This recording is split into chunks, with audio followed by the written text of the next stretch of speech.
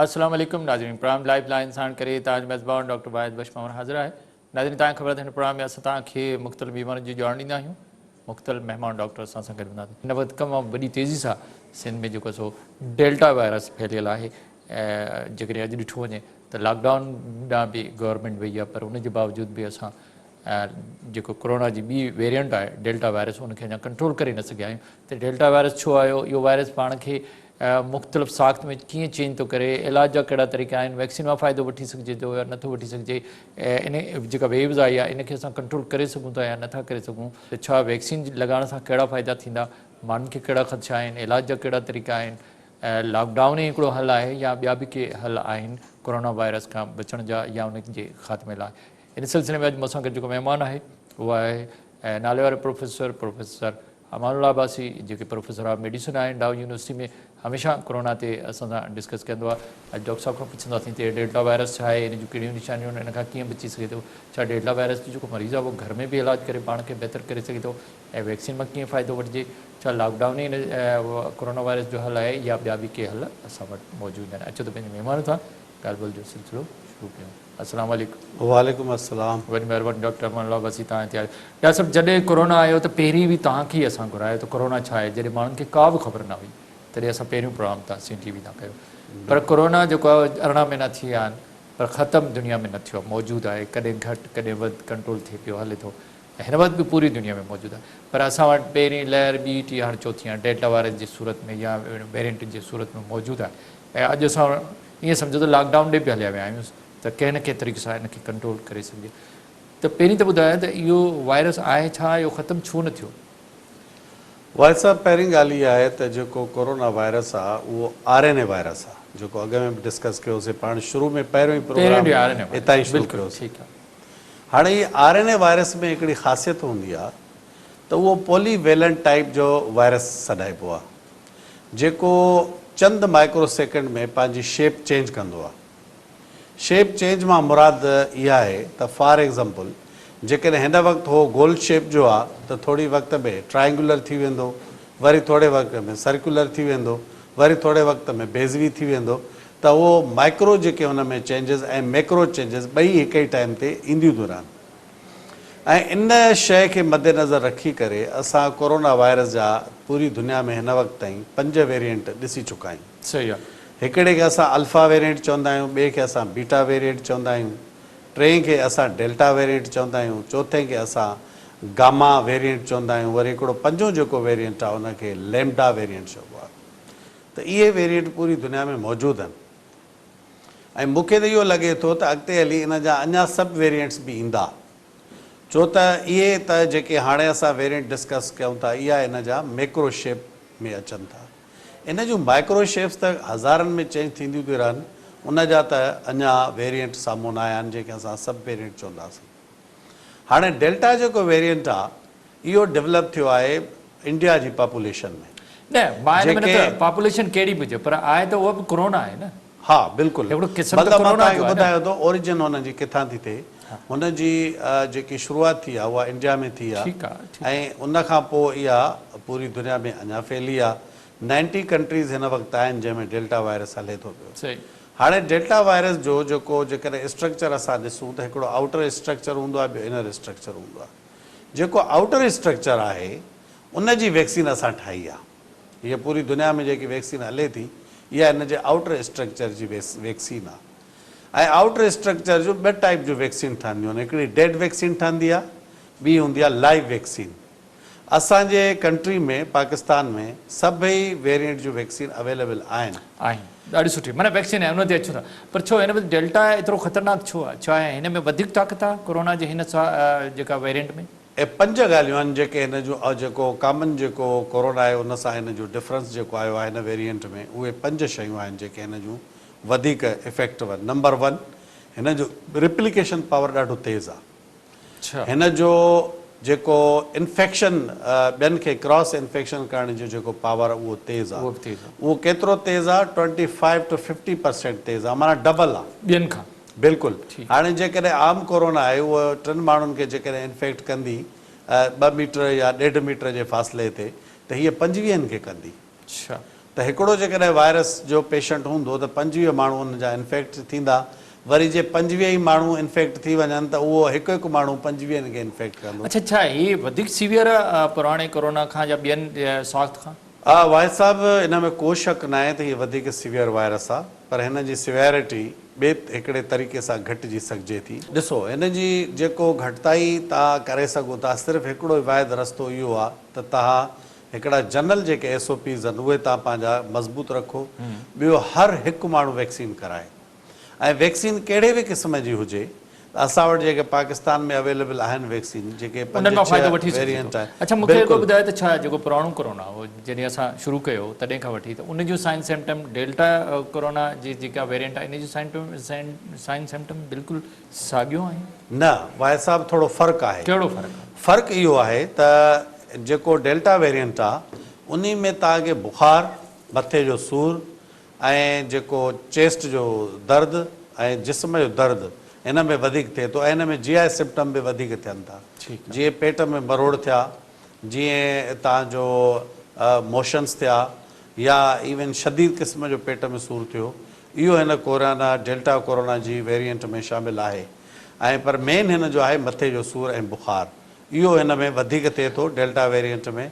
पर हिन में कुझु चयो वञे थो कुझु डॉक्टरनि जो त ख़बर ई नथी पए, जेसि ताईं इहे वञी पूरे लंग्स खे डैमेज करे उन खां पोइ ज़ाहिर थियो। हा, ईअं आहे? इहा हक़ीक़त आहे, छो त हीउ वायरस जल्दी लंग्स में पुॼे थो ऐं फास्ट रिप्लिकेंट आहे।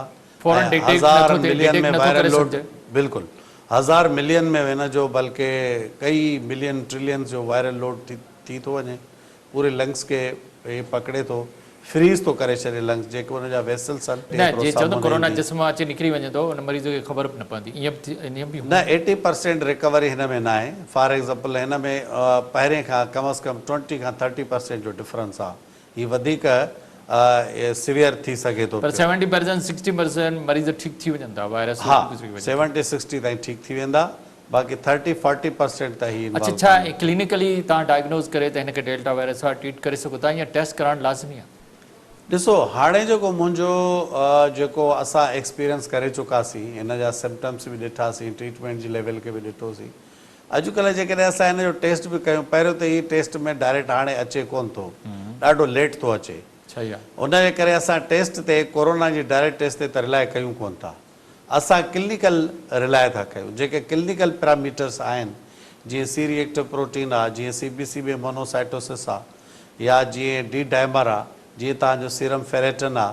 हाणे इहे जेके पैरामीटर्स आहिनि, या प्रोकैल्सिटोनिन आहे, इहे पैरामीटर्स जेकॾहिं तव्हांखे वधियल मिलनि था ऐं चेस्ट में तव्हांखे कोविड जा निशान मिलनि था त डायग्नोसिस लाइ इनफ आहे।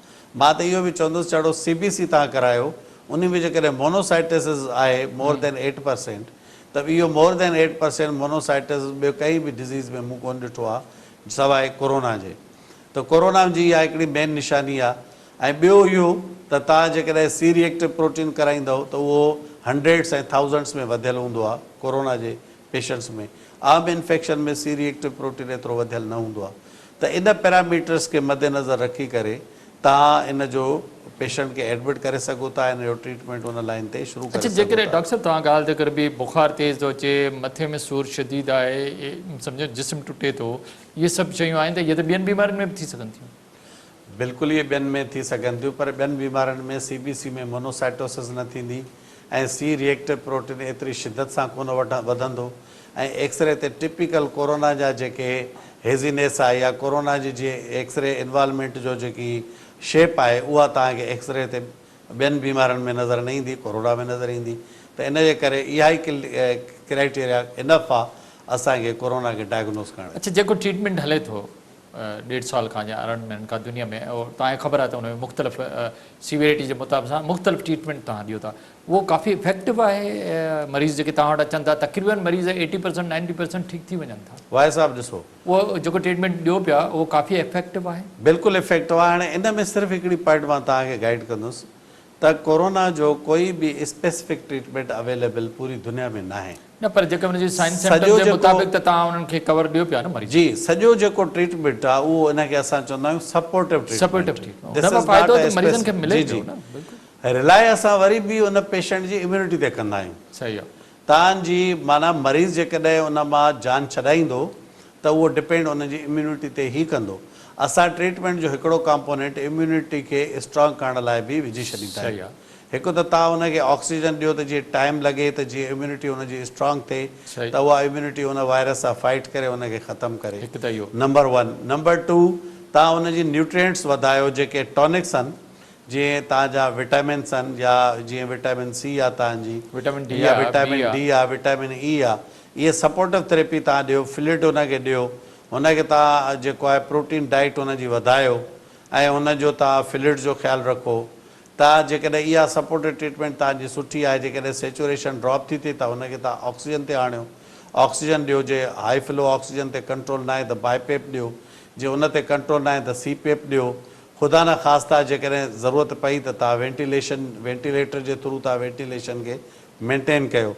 जेकॾहिं सुपरएडेड कोई इन्फेक्शन थियो आहे त तव्हां हुनखे एंटीबैक्टीरियल जेके एंटीबायोटिक्स आहिनि उहे तव्हां कवर ॾियो, पर उहो डिपेंड कंदो आहे वाक़ई इन्फेक्शन आहे बि या न, छो त कोरोना सी रिएक्टिव प्रोटीन खे हूअं ई वधाईंदो आहे। अमूमन सी रिएक्टिव प्रोटीन तॾहिं वधंदी आहे जॾहिं बॉडी में कोई इन्फेक्शन थिए। वायरल इन्फेक्शन त आहे, ॿुधो, वायरस बि हिकिड़ो इन्फेक्शन आहे। इन्फेक्शन ॿिनि क़िस्मनि जा, बल्कि 4 क़िस्मनि जा इन्फेक्शन हूंदा आहिनि बॉडी में।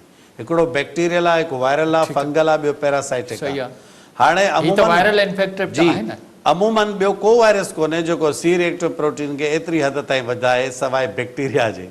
हाणे असां छा कंदा आहियूं, इन सिचुएशन खे क्लियर करण लाइ असां प्रोकैल्सिटोनिन लेवल कराईंदा आहियूं। प्रोकैल्सिटोनिन उन सूरत में वधंदो जॾहिं रियलिटी में बैक्टीरियल इन्फेक्शन हूंदो। त पोइ उन लाइ ॾिसो हिकिड़े बैक्टीरियल जे तव्हां तमामु सुठियूं जेके ड्रग्स मौजूदु आहिनि। बिल्कुलु आहिनि। उहो जेकॾहिं असां प्रोकैल्सिटोनिन लेवल खे ॾिसंदासीं, जे वाक़ई उन जो वधाउ आहे त पोइ हुनखे असां एंटीबायोटिक कवर ॾींदासीं जी। अदरवाइज़ काफ़ी फ़ाइदो थींदो, बिल्कुलु थींदो। उन जी सिवियरिटी ख़तमु थी वेंदी। नमूनिया जेकी थींदी आहे कोविड नमूनिया, उहा उन सां ख़तमु थींदी। अक्यूट रेस्पिरेटरी डिस्ट्रेस सिंड्रोम में जेको पेशेंट वञे थो उहो ख़तमु थींदो। डेसिमिनेटेड इंट्रावास्कुलर कोगुलेशन जेकी कॉम्प्लिकेशन आहे उहा उनजी ख़तमु थींदी। शॉक में पेशेंट न वेंदो। इनखे ॿुधायो, शॉक में एंटीकोगुलेंट या एंटी इंफ्लेमेटरी ड्रग जो बि रोल आहे इन में? भाई साहब, एंटीपायरेटिक एंटी इंफ्लेमेटरी जो बिल्कुलु रोल आहे। ऐं इन में तव्हांजा ब्लड थिनर जेको आहे, एंटीकोगुलेंट जेके ड्रग आहिनि उन जा बि इन में रोल आहे।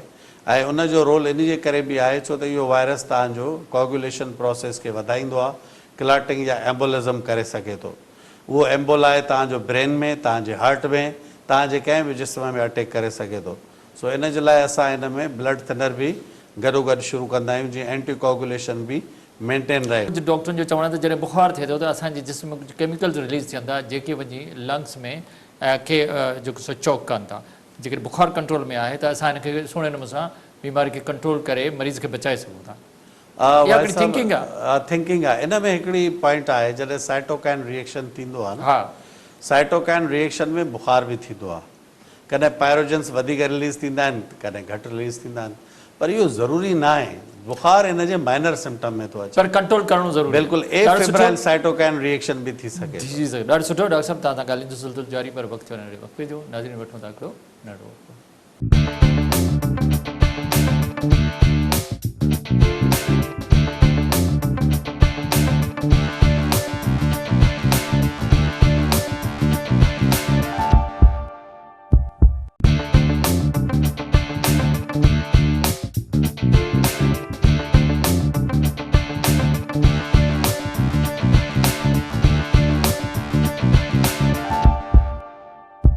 वेलकम बैक नाज़रीन। पंहिंजे ॻाल्हियुनि जो सिलसिलो ॿीहर प्रोफेसर अमर आबासी सां शुरू कयो। डॉक्टर साहब, तव्हां ॾाढी सुठी असांखे ॼाण ॾिनी त जेको डेल्टा वेरिएंट छा आहे, कोरोना छा आहे, शुरू खां वठी आम माण्हुनि खे सम्झाइणो थो पए। पर छा जेकॾहिं डेल्टा वायरस हुजे या कोरोना जो को मरीज़ आहे त छा उनखे घर में बि इलाजु करे, उहो इस्पताल न वञे, घर में इलाजु करे? छो चवनि था त एॾा मरीज़ अची विया आहिनि जे इस्पताल में बिस्तरा नथा मिलनि, या रश ॾाढी थी वई आहे, त छा मरीज़नि जो घर में इलाजु करे सघिजे थो? बिल्कुलु करे सघिजे थो वाहिद साहब, जेकॾहिं उनजा सिम्टम मॉडरेट लेवल ताईं आहिनि। हा, जेकॾहिं सिवियर आहे, सेचुरेशन हुनजी ड्रॉप थी अचे कंटिन्यूअसली 90% खां, त उनखे ऑक्सीजन जी सपोर्ट जी ज़रूरत पवंदी। पर मां अॼुकल्ह एडवाइस हिकिड़ी कंदुसि वाहिद साहब,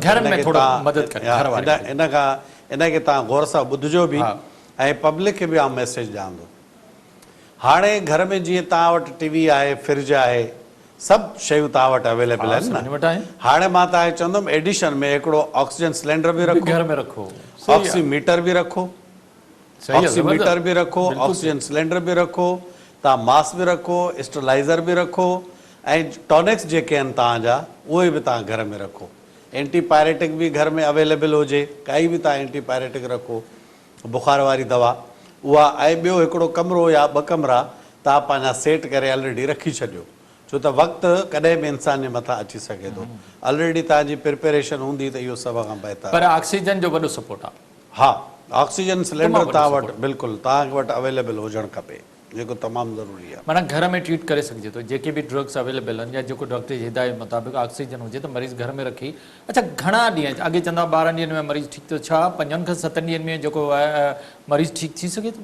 भाई साहब, डेल्टा वायरस जी ड्यूरेशन वधीक आहे।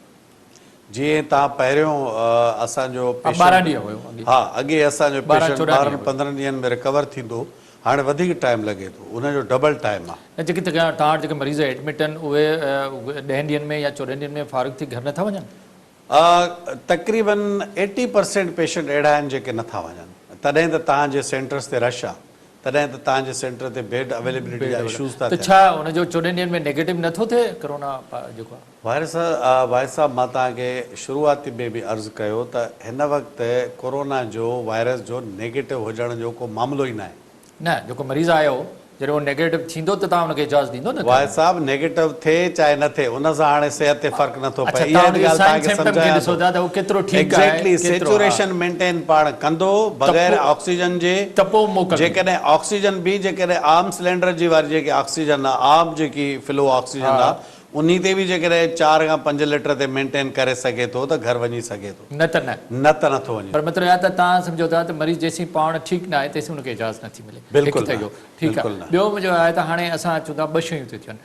जेकॾहिं वैक्सीन जे लाइ तव्हां चओ था त छा जेके बि वैक्सीन असां वटि मौजूदु आहिनि, तव्हां बार ज़िक्र कयो, सभिनी वेरिएंट लाइ इहे वैक्सीन कारआमद आहिनि? पहिरीं सभिनी वेरिएंट लाइ इहे कारआमद आहिनि, छो त मां तव्हांखे शुरू में अर्ज़ु कयो त हिन जो जेको आउटर कोट आहे उन जी वैक्सीन ठहियल आहे। हे जेको वायरस पंहिंजी शेप करे थो, अंदरां थो करे, इनर कोट ते हिन जी शेप चेंज थी थिए, आउटर कोट उनजो सेम रहे थो।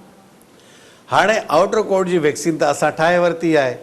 आउटर कोट जी वैक्सीन जॾहिं तव्हांजी बॉडी में वञे थी, इम्यूनिटी उन आउटर कोट ते ठहे थी, ऐं तव्हांजी एंटीबॉडीज़ बि आउटर कोट ते ई अटैक कंदियूं। जॾहिं उन ते अटैक कंदियूं त हुनखे न्यूट्रलाइज़ करे छॾींदियूं।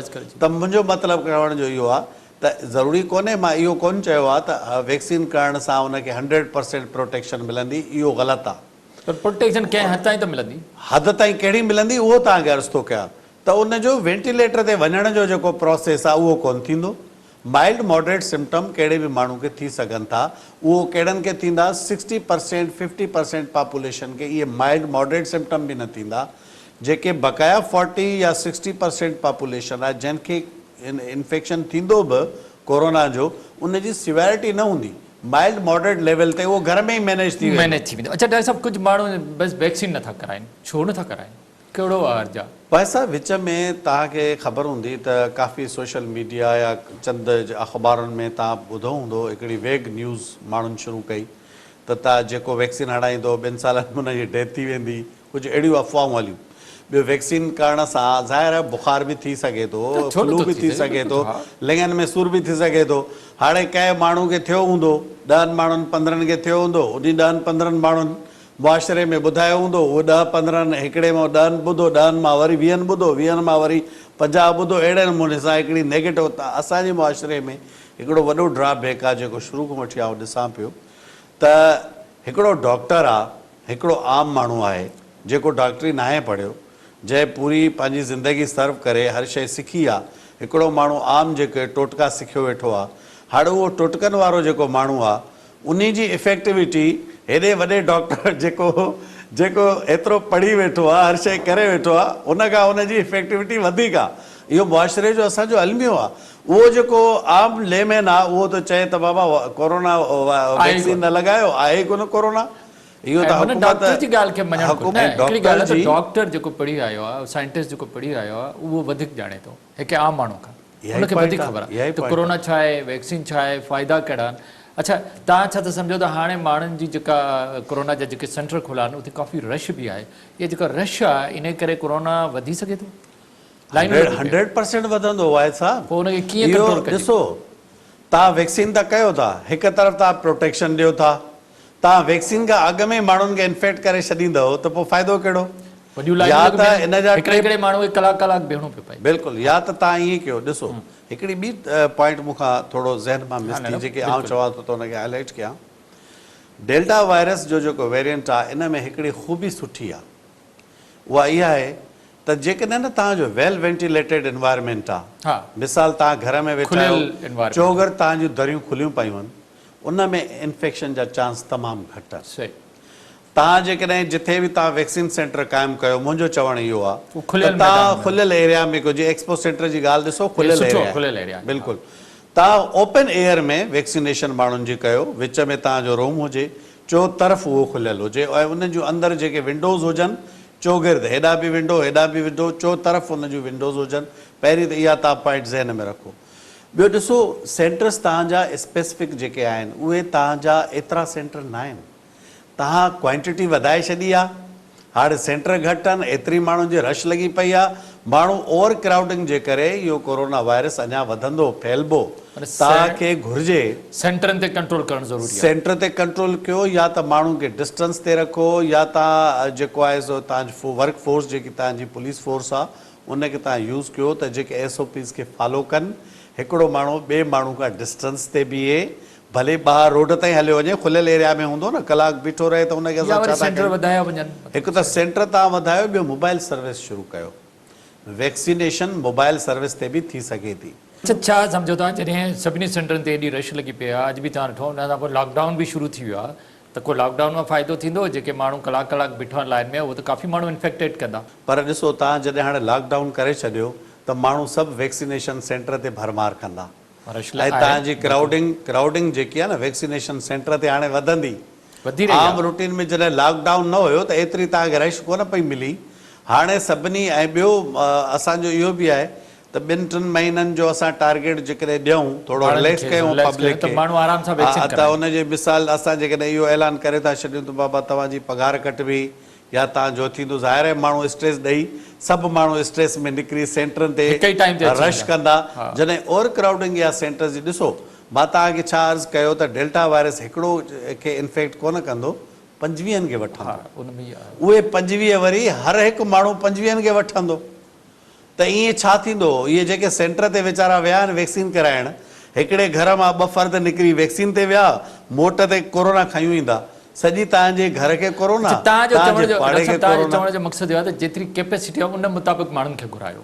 एग्ज़ैक्टली, या त हिकिड़ो सर्विस सेंटर हे यूज़ कनि, ऐं माण्हू जेको आहे जेके रजिस्ट्रेशन कनि था, नादरा सां ई कनेक्शन में रहनि, जेके रजिस्ट्रेशन इलाइक़े वाइज़ जेकी थिए थी, या जीअं डिस्ट्रिक्ट वाइज़ रजिस्ट्रेशन कराइनि, त अॼु फलाणो डिस्ट्रिक्ट ईंदो, सुभाणे ॿियो डिस्ट्रिक्ट ईंदो, उन में माण्हू इहे पंहिंजा फिक्स कनि त 100 माण्हुनि जी वैक्सीन करणी आहे त 100 ई अचनि उन एरिया में, जेकॾहिं 200 जी करणी आहे त 200 ई अचनि।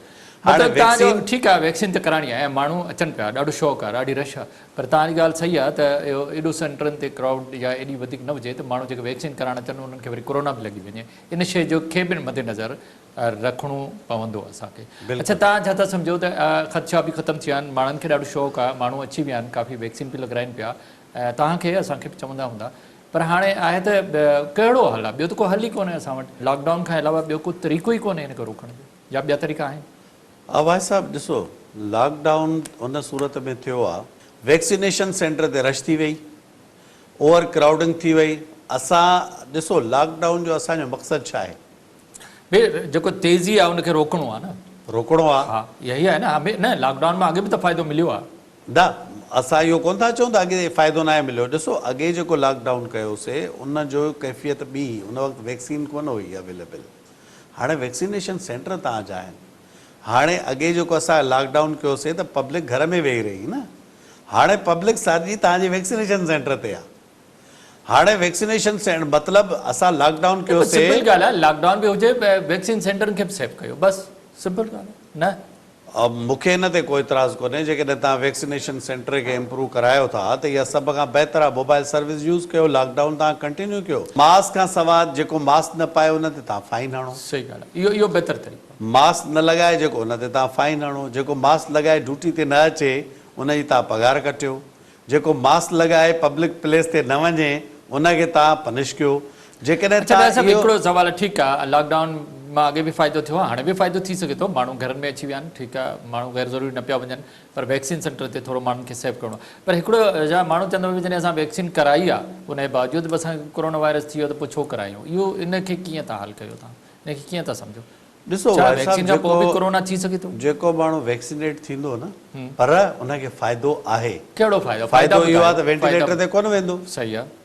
जे वेंटिलेटर ते वञे त हुनजी जान खे बि नुक़सानु थींदो, हुनजी जान जी बि ख़तरो थी सघे थो। ऐं ॿियो इहो त 80% 60% पॉपुलेशन खे माइल्ड सिम्टम बि कोन थींदा। जेके 20, 30 या 40% ताईं जिन खे थींदा त उहे सीवियर कोन थींदा।